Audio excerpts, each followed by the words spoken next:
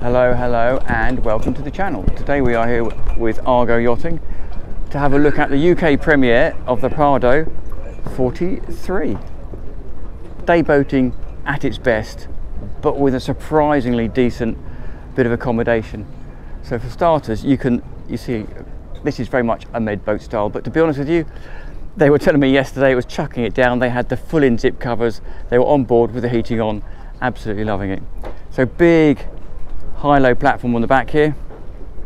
There is also, as you would probably imagine, a vast amount of storage, not true tender storage, but a vast amount of storage underneath here. Great easy way to gain access from both sides with super wide side decks. You can shut them off if you want to with these sea gates. Beautiful cappings on the bulwarks right the way through. Nice big grab rail right the way through here.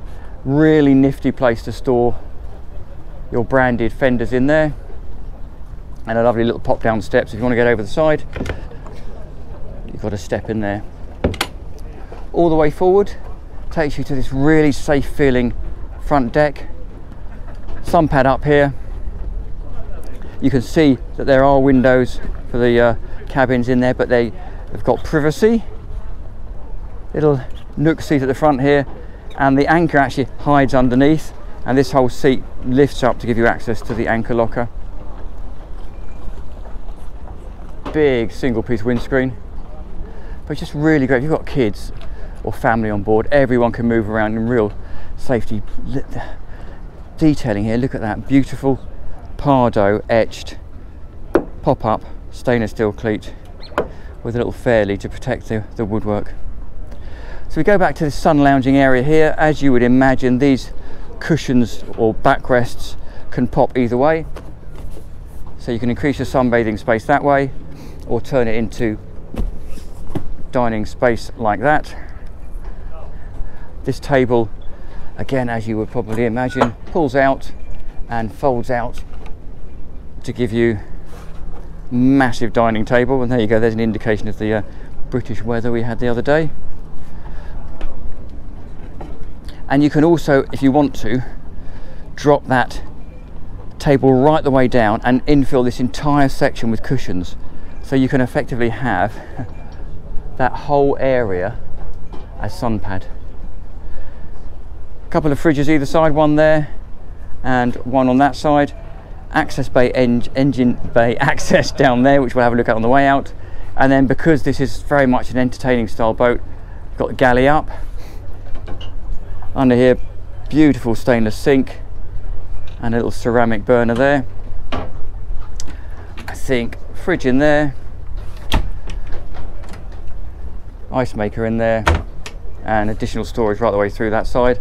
And love the way that the hardtop is supported internally, so the outside structure of the boat is completely clean. Big supports for the hardtop, and then this really massive canvas section that, depending on the weather, can either be a sunshade or a rain shade. And then you've got glazing in the hardtop as well to just let that light flood in. Great to see 3 helm seats with the bolsters, and then a really decent size helm station. It's running Volvo Pentatron on IPSs, so the joystick, controllers, and then you've got options here really for whatever nav equipment you choose, but in this instance we've got a single Garmin. Nice to see relay switches, and there you go, cup holder. You'll also notice that under the helm station there's a couple of windows, and we'll see what they're for when we get down. So a big windscreen gives us loads of protection. Nice wide companionway door that allows us down into this surprisingly spacious. Now when you look at it from the outside, you wouldn't imagine there could be a cabin down here quite this big.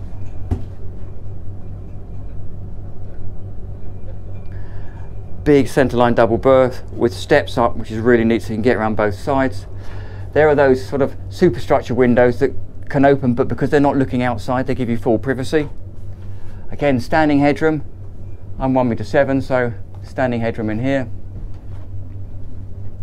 Storage over there in that cupboard, more storage in here. Little TV in there. You can see there are the steps we came down, and on the other side there's a little chest of drawers full of storage, but there's also storage running right the way along here, and I love the way they've underlit everything. For the sake of it, in here is your power distribution and battery breakers. Behind us is the single heads. So in here, again, really nice, beautifully fitted out. Storage lockers down the back, opening window there. Skylights the whole way through here actually, just in front of the dashboard, which is just helping that illuminate this cabin. And then really lovely self-contained, self-draining shower with a shower door. So that's the shared heads for the forward cabin, which is open here, but also for the aft cabin, which is down here. Now because it's under the cockpit sole, it doesn't have headroom the whole way through, but because it sinks down and because we have that space underneath the helm station seats that we looked at earlier, you do effectively get very clever headroom in here. So again, you can stand up in here, you've got ventilation and light through the window there, you've got a couple of really decent sized beds, one on each side, loads of storage, night lights, power, bedside cabinet, the whole shebang. So really practical. Considering this is a 43-foot day boat, there's a lot of accommodation on here. So before we finish up, let us just go and have a peek at the engine bay. Now, engine bay is accessed, as we looked at earlier, just down here. So I shall just lift the catch up, lift that seat up there as well. Just get that all the way up, and then we have access to the engine bay. I'm just going to drop down and I'll give you the specs when we're down here.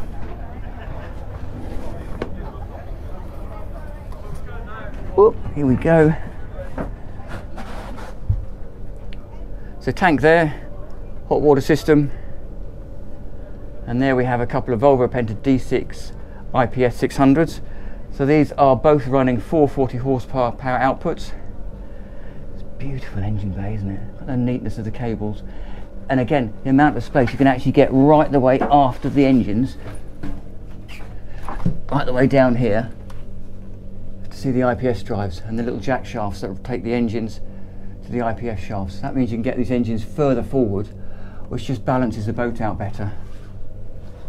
And I've actually learnt the other day why some Volvo Penta engines are white and why some Volvo Penta engines are green. White is a cost option. You can actually pay extra to have the engines painted white for you if you so desire.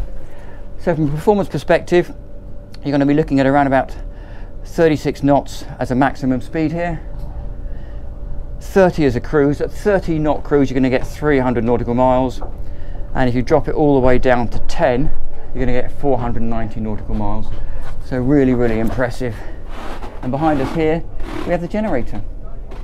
So there you go. Thank you very much to the guys at Argo Yachting for letting us have a look around. Do please like and subscribe, it really makes a massive difference. Thank you very much for watching, and I'll see you on the next video.